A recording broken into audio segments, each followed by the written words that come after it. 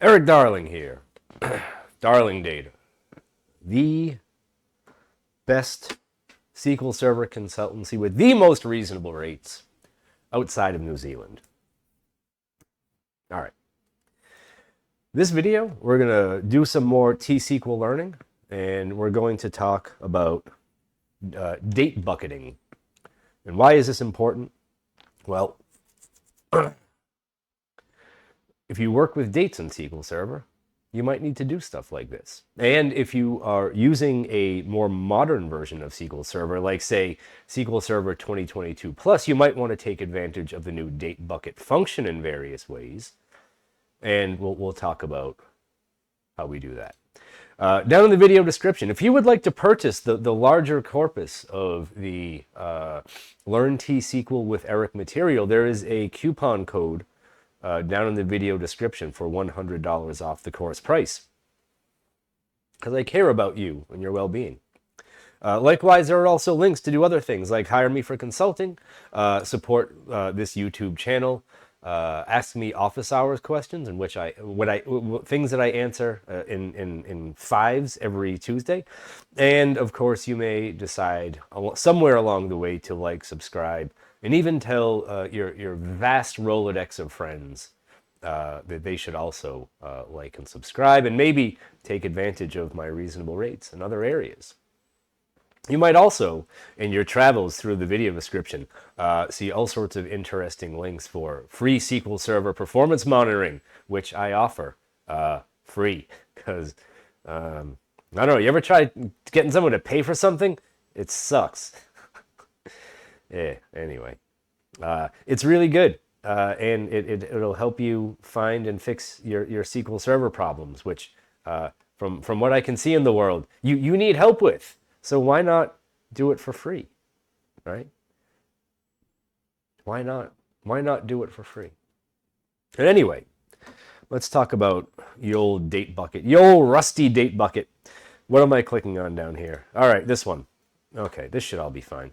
So SQL Server 2022 introduced a function called date bucket, where if we wanted to bucket time, let's say 6-hour increments. I chose the month of October because October was one of my favorite months in the whole calendar. You would just simply have to do this: date bucket hour 6, and then whatever column you want to break down into buckets of 6 hours. Before the date bucket function, date bucketing involved a lot of stuff, like adding hours to the date diff between hours and something divided by 6 times 6, and I mean that just rounds out the date diff. Down here I have a couple other things that I'm doing, like me getting all the hours in October with the generate series function, and then me getting all the days in October with the generate series function here. But if we highlight this entire thing and we run it, you'll see that both of those things return equivalent results, and it works out pretty well, but one of them is much simpler than the other. So what we're looking at here is, well, date buckets. So we finally got to the first 6-hour bucket, and then the 12-hour bucket, and then the 18-hour bucket, and then the 24-hour bucket is down there. Well, there is no 20. I guess there is not a 24-hour bucket. 24-hour bucket, people. But it's just a much simpler way of doing the same thing, which is much harder and more mathematically annoying in older versions of SQL Server.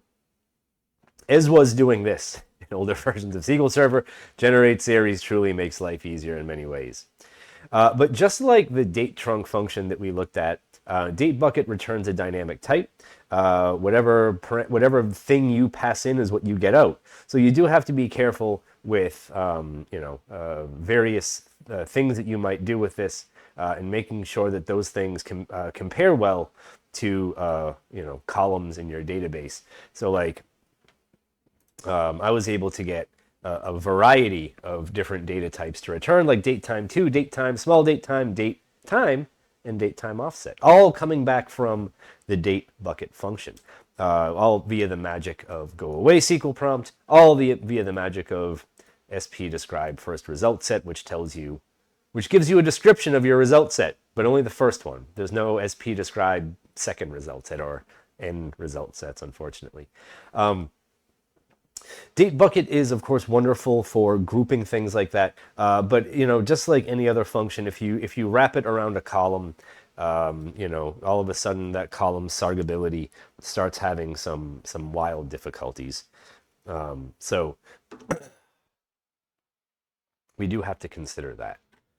So we've created an index on the creation date column in the comments table, right, with our favorite index creation options, sort and tempdb and data compression. If I were in a more highly concurrent environment, I might consider other things like online equals on.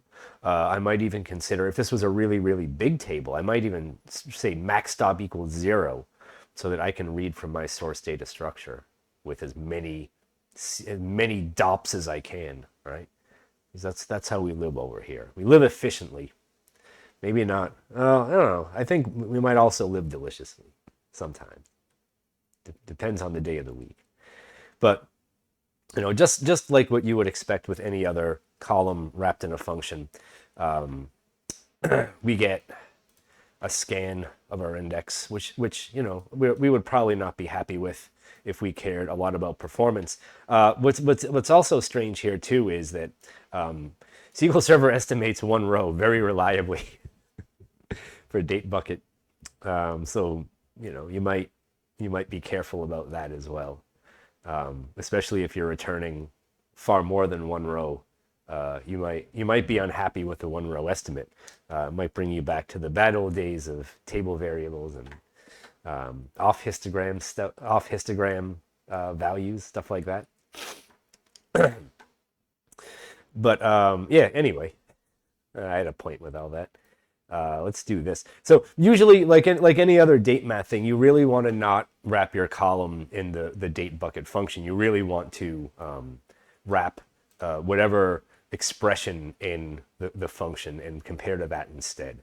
Life is generally kinder to you, especially in SQL Server world, when you stop wrapping your columns in these presentation layer functions and you start wrapping your expressions in presentation layer functions, because that's a scalar one-time thing, whereas when you run those functions against your columns, it's every single row that has to pass through that function, which is far less kind to SQL Server. Also, the storage engine cannot do anything with those functions. Those functions have to get passed up into the expression service. And the expression service is not nearly as efficient a mechanism for filtering as the storage engine is. It's crazy once you start thinking about these things, isn't it? It's wild. You'll see the same thing if you start working with variables in this whole mess, but local variable, but even wrapping local variables in expressions will still get you the sort of same local variable weird cardinality estimates, the density vector. Should we call it a guess? Should we call it an estimate? I don't know. Call it whatever you feel like. Call it guesstimate. Land somewhere in the middle. Be neutral, ye Swiss. All right. But just like with any other situation, option recompile does tend to help things out a bit with local variables at the cost of the parameter embedding optimization that is one of the primary benefits of option recompile. Maybe even the primary benefit of option recompile does get us back to a much more on the nose cardinality estimate. So date bucket, date trunk, just like any other functions in SQL Server, don't wrap them around your where or join clause columns. All right. If you're using local variables with them, beware. All right. It's better to use literal values or option recompile. So all that stuff applies as normal. Now, one other stuff that's worth talking about. And we have option recompile here. There's not even a good reason for it because there's no local variables or parameters that might be sensitive here, right? But notice that SQL Server does not do a particularly good job of estimating how many rows might be compressed down once date bucketed, right? I'm pretty sure that, well, that's a number right there, right? And that's a number right there. And well, I mean, that continues to be a number, but it's a very wrong number, right? Not a very good estimate out of SQL Server on that one. And that holds up, you know, pretty well across all the various cardinality estimator versions. Right, we're on this one. What does SQL Server guess? Well, it's a little bit better, right? We get at least somewhere near reality, though we do double jump. We do double aggregate that one. It's a little quirky. Anyway, this stuff isn't that interesting. It all kind of stays the same. Anyway, date bucket, neither cardinality estimator reasons with it very well. Grouping by it, you might have a tough time in your query plans downstream with those cardinality estimates. New or legacy cardinality estimator, the grouping estimates on that are kind of a mess. I mean, cardinality estimates for group by have never been great.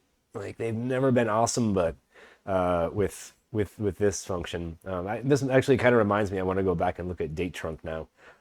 With this function in particular, it does a not great job. So beware out there with your grouping by date buckets. You might have some problems that would require the services of a young, handsome consultant with reasonable rates to assist you. All right.